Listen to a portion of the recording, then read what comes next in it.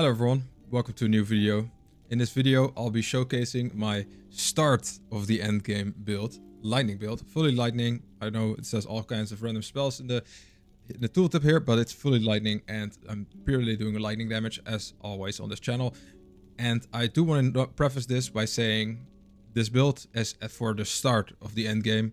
I'm not optimized, I haven't done any of the, well, I've done some of the empowered monoliths, but I'm still not at above 150 corruption. I'm still getting all of the I think like blessings, so I'm still in the process of doing that, so I'm not all the way there yet. So if you're looking for some kind of godly 1000 corruption SS tier clearing everything build, this is not it.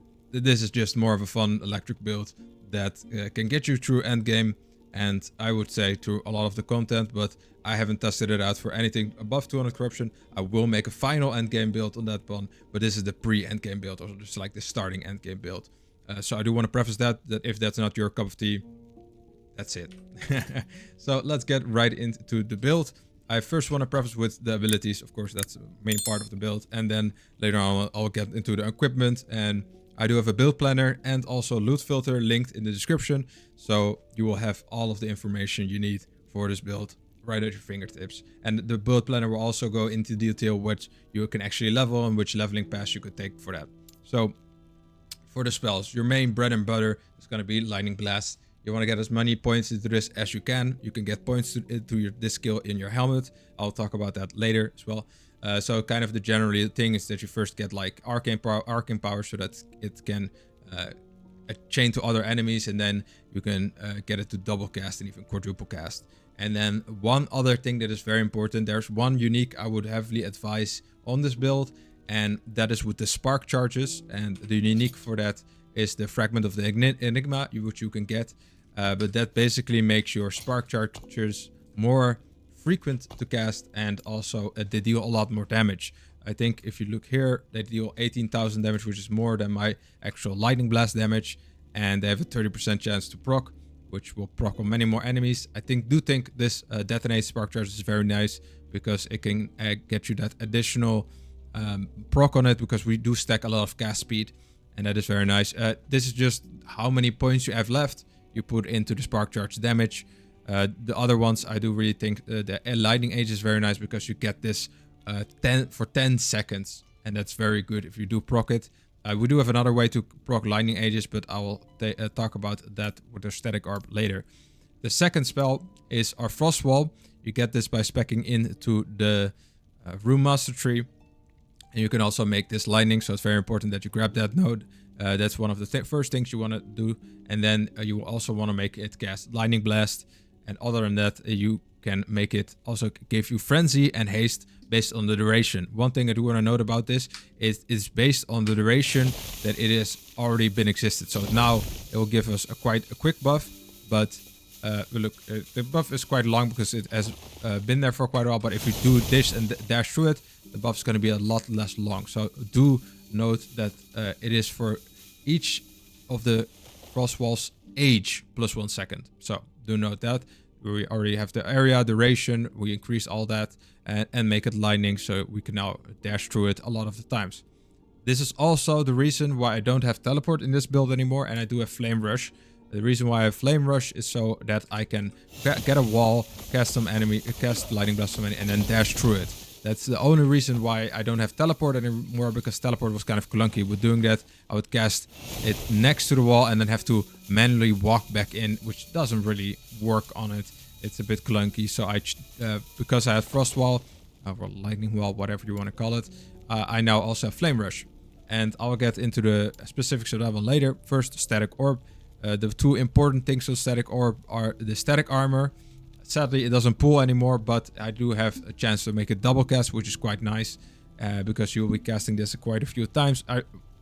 To be precise, you basically cast this every 4 seconds. Every 4 seconds you cast this, you start doing it until it actually procs on this. You don't need to cast it every 4 seconds, you will know.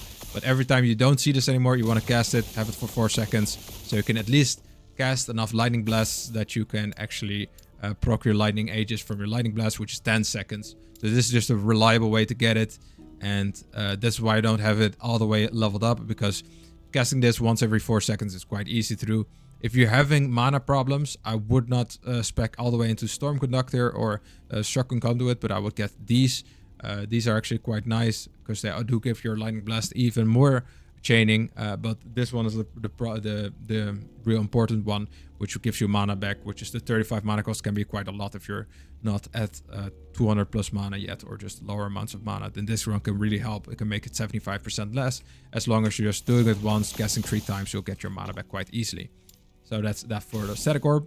Then Flame Rush. Flame Rush is very nice because not only does it also give you Frenzy for after duration, it reduces the damage you take. It has some cooldown reduction. Also reduces enemies, not fire resistance, but here you make it lightning, so it has a like lightning resistance strat chance.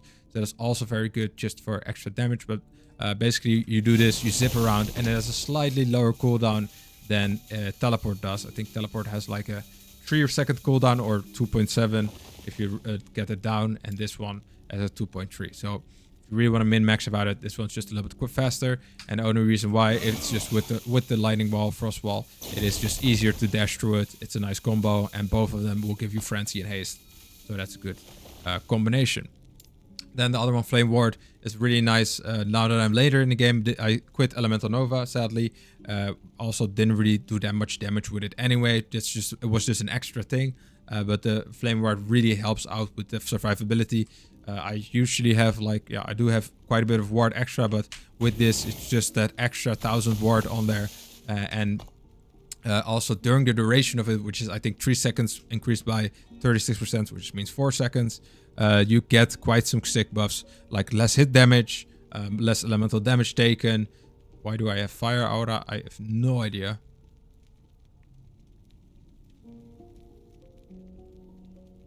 Well, we also immediately have a point that we can respec. I don't think Fire Aura is necessary at all. It might have been unspec from some point. You can even cast it while you're stunned, which is quite nice. I'm sometimes I don't dodge stuff, and then it is quite nice just to have that extra shield up when you're stunned. Having 2 charges is also just quite nice. That once you start a boss, just get it once and start casting your Lightning Blast. You'll keep up the ward and you won't lose much. And then once you get hit, you'll probably have your second already up again. So that's quite nice that you already have one backup plan. This is basically your oh shit button. So that's it for abilities. Then on to passive points. First, I would say just put 8 points into this. Get yourself some resistances and some intelligence. In the early game, you could say this is just more damage, more raw damage. It is good, but right now we're stacking a lot of intelligence. A lot of things scale with intelligence in our build, so intelligence is good. So we take intelligence instead. Plus we get some nice resistance to boot. You can put 1 point in here and 1 point in here. I do think this looked quite bad, so you could just put 2 points in here. I think I have that in the builder as well. Then just put 5 points in here, increase cast speed and some cooldown reduction for teleport, which we don't use, which is quite sad. Anyway, 50% ward retention is really good. So this is one of the reasons why I have 450% of it. It's just the 50% here. I used to put points into here, but I will put the rest of my points from 90 to 100 into this just to get that extra damage in there. So I will get these points later on. Then you'll probably get your 20 points after putting 5 points into this. It's not probably, you will. Then you get Arcane Momentum for just more cast speed, even more cast speed. And also I will do some movement speed and spell damage with your Arcane Momentum. And it's easier to keep the stacks if they're 60% longer. I think they're here they have 2 seconds, and now with 60% longer, it's like a solid 3 seconds. So that's quite easy to sustain, and you can just run around for a few seconds without instantly losing all of your stacks. So that's great. And the extra move speed is always good for clearing maps. Clearing monoliths. Then this one, very important. Now your intelligence will actually give you critical strike chance, which is great, because in this build I have I think I have 100 intelligence, which means that all of those points in intelligence will give me like 300% critical strike chance just from this passive, which is insane. So I really want that in our build as well. Then it's just lightning damage increase, lightning penetration and leech, lightning critical strike chance, lightning multiplier. This one's more important than this one. So there's actually you put 5 points into this first and then start leveling these. This is just for 20% extra elemental resistances. That's pretty good. And 20% ward retention. That's what you really want. That's why I put 2 points into there. You could spec into this all the way up, but I think getting the... I'm not sure if it's actually worth it getting it over this crit multiplier that you can get. But that's a bit of a debate you can spec into or just think of later. Then spell damage, just really good. Base spell damage is good to get, especially once you get Alchemist Ladle, which I don't have now. But if you do that, it has pretty low spell damage. So any spell damage you can get is good. Increased cooldown recovery speed, generally good. Really want that. And spell damage. And it will be tripled if you have above 200 mana, which is really good. You do really want to try to get that above that 200 mana skill, because then they're just tripling as well. Quite nice. If it was doubled, it wouldn't be that important, but tripling is, yeah, that's something else. Then after you put in those points, you want to get into your Rune Master tree and get this for some survivability. This is probably at the time where you're actually starting to notice, like, okay, I need some survivability, I need some ward. So I really want to get more into ward retention and ward per second. Well, this is just cast speed. This is good. We'll give you a little bit of mana and to be able to get that above the 200 threshold. So that's pretty good. But you generally want to get this, which is really good. On each cast, you will get 32 ward, which is quite nice because we stack a lot of cast speed. So we're casting a very high frequency, and this will just give you a lot of ward extra. As you can see, my ward's just slowly creeping up just because I'm getting 32 ward each and every time I'm casting. Then this one is also nice. More ward per second. And if you have over 60 intelligence, which we do, you gain even more, which basically triples the value if you have over 60 intelligence. The other thing is just health, which is generally just good. But you know, the second buff is really what we're doing it for. Then this is the other thing I'm leveling, which is just getting a lot less crit damage because you're wearing a catalyst. Well, there's a great transition into our items, which is first thing I'm gonna notice is the catalyst, which is kind of the required thing in this build. You could opt in not to do the catalyst, and if you do that, I would probably say it would be nice to get, I think I stored it here as well, something like this, which will give you not only ward retention, 5% spell critical strike chance. Your critical strike will go through the roof with this. So if you have 33% right now, you have 66%, which is very easily to get 100% crit chance with this. So it's definitely not a bad. I mean, look at this, we're at 160% crit chance. Just by casting it a few times on yourself, you can easily get 100% on yourself. So that's very nice to get as an alternative, but I would highly advise to get this because just the crit damage is not enough to make up for. We just stored it in our just the crit damage is not enough to make up for the spark charge damage you're getting extra. That's really the nice synergy with your Lightning Blast, that it applies all these spark charge buffs. And also one of the very important lines here is that 2 lightning damage for spark charge per intelligence, which means our spark charge has 200 base damage just added on top of there right now. So that is just a very nice buff, and that will scale. This is why we're also speccing into intelligence hard. It's not only for the ward retention, it is also for the extra damage that comes with it. So we get both literal damage from just the base damage that's coming after, but also we're getting defense, which is very nice.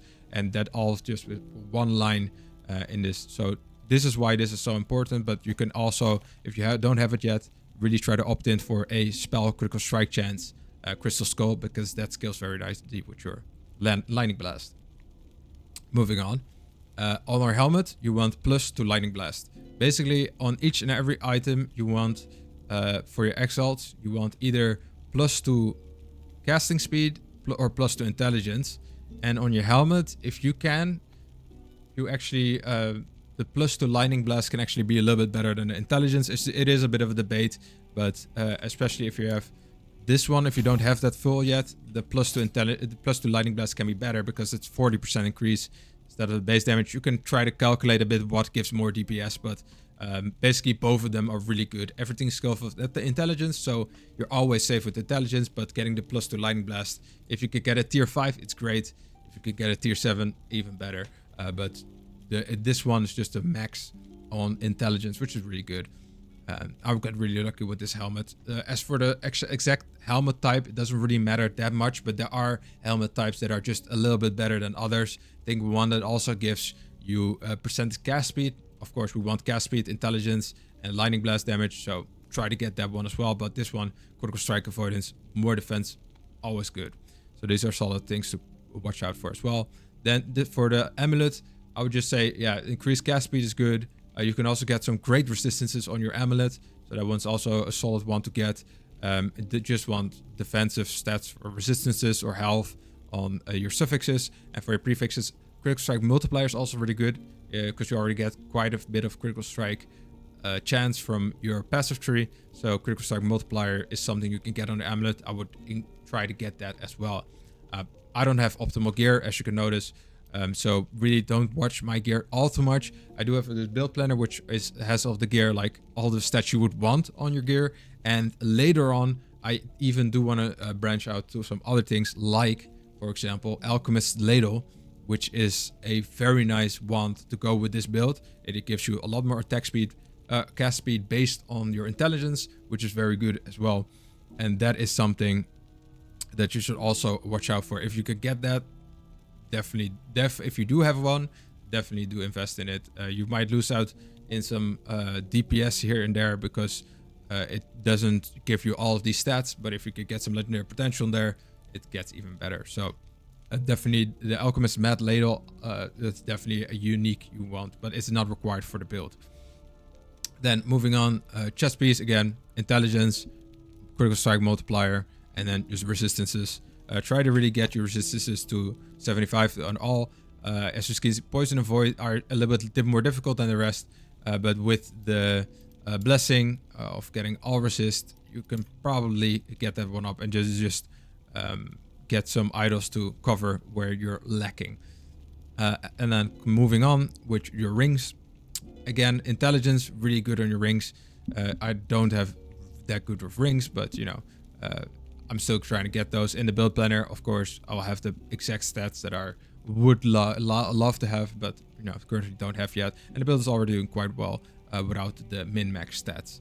Then for the belt, this belt, I really got lucky. I had some great Weaver's Will on it, and I got a tier 5 roll on the cooldown recovery speed. The other things don't really matter too much to me. Elemental Rest is just nice. But there is a set belt which I was wearing earlier, which I am currently trying to find here. Yeah, this one, which gives you increased cast speed, which is very nice. So that's the only like payoff. You don't get your 20% reduced recovery speed, but you do get a lot of armor from it and increased cast speed, which is a very good alternative.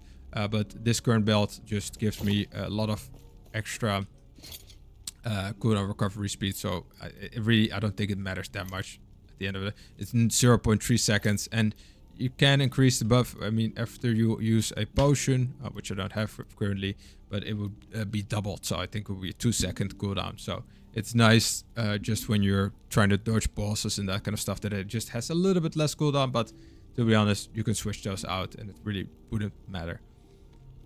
So that's it for rings and belts. And then for your gloves, you do want to get either armor mitigation applies to damage over time, because you do get a little bit of armor from all of your stuff. I mean, 750, you can get blessings to make this even more. I think you get like 1500 if you have the right blessings. So you do want to get the experimental FX sealed on there, that it reduces that to also to up damage over time, which can be quite devastating, and especially at later stages. So I've heard, because I haven't been there as much. And the other one that really helps is the experimental one on your boots, which makes the frenzy even better effects on you. It's hard to get those very high level, but you know, try to get those. And as well as for each and every other part of each and every other piece of armor, cast speed and intelligence, really try to get those as much as possible. And then the build planner, I've linked one of the better things you could get for the boots as well. These with the Wark Decay threshold, these are quite nice, because right now I currently have 1250 Wark Decay threshold just on doing nothing, which is quite nice, and this is one of the reasons why it's so high. Then of course movement speed, increased cooldown recovery speed, those are just things you want on your boots. Then for this, this is just nice because it has +1 to mage skills, but definitely not required for the build. I would say you could get just random, just something like this. Get it with the resistances you don't have, and then get some crit strike multiply. I don't think you can get the cast speed or intelligence on it, but maybe intelligence you can get on it. So do try to get. Let's see. No, we don't want this right now. We want to see, can we get? We can get intelligence on there, and you get cast speed on there. Well, stick those on there, and you can have quite a nice relic for yourself. So that's it for items, idols. Then quickly gonna go over the idols.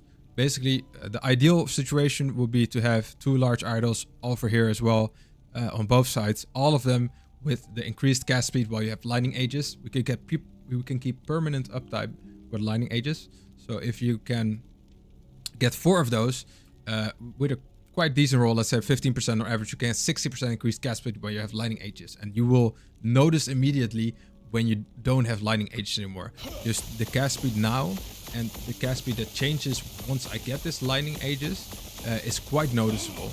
Just the interval change. Yeah, now it's not that because it's only 18%, but if you're 60%, it could be quite noticeable. I already notice it sometimes a little bit when I'm just playing around because I've played with it so much, but if you have this 4 times, that would be ideal.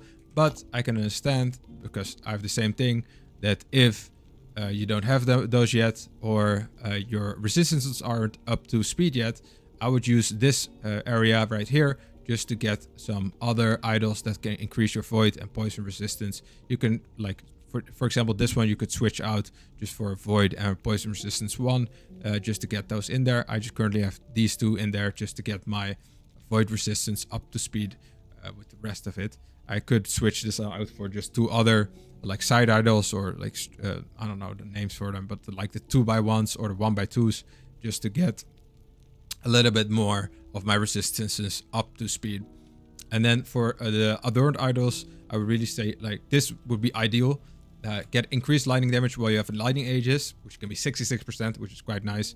And then the increased lightning damage, which is double if you're over 300 mana. I don't have 300 mana. I did have one build where I did, or with one ring where I did have over 300 mana, but you know, it's not required. And the difference is, I mean, 20% or 40% that you can get from it. That's minute differences, but definitely it is nice to have, but you shouldn't go out of your way to get extra points just so you can have this as well. So that's it for idols, I think. And that's it for almost everything of the build. I think I showed you most of the things about this character. Yeah, there's no other things. I think I'll just show you some gameplay because I'm already 23 minutes in. It's quite a long time. And I'll just show you a little bit of a display of the build and how it actually works, how I'm working with it. So you'll be mainly, if you see a big enemy like this, just cast your wall right on top of it and then start hitting it with spark charges. Of course, as I said earlier, every few times you just want to cast your static orb so you keep having your buff. And basically, if there's an enemy that you can't kill, cast your wall on them so it generates a few seconds and then dash through it. So the longer your wall is, you know, alive, the longer the buffs will be on top of you. So try to keep uptime on your rage buff, or your frenzy buff, and your haste buff that you get while traversing through your frost wall. So if you get a little bit good at this, you'll be able to, you know, almost keep permanent uptime of your frenzy and haste, especially during fights. You just cast it right on top of them, and then you start moving from side to side. So just to clear a little bit more, but yeah, I was talking through it. This is still 100 corruption, so this is nothing crazy. But I've killed Shade of Oribus at 100 corruption quite easily as well. As you can see, my ward is up to 3000. It's not crazy amounts. There are quite some things that can still improve the build quite a lot. I think there's even like a Shadow Heart relic, which can give you quite a lot of ward as well, which maybe will make my ward hit the 4Ks as well. So there's definitely an end game build coming with a little bit more uniques than I currently have, but this is more of a nice, let's say, reachable thing to do at the start of the end game. Really reachable build to start with end game, which could be quite fun and also quite satisfying to see all of the lightning. So that's gonna be it for the video. I would like to thank everyone for watching. Thank everyone who's currently still in the stream, listening with the yap the whole day. And yeah, the support's been amazing. So I will see you guys on the streams. If you want to see me stream, subscribe. I'm streaming a few times a week in the evenings, and you can just tune in, watch me, tell me something about the build.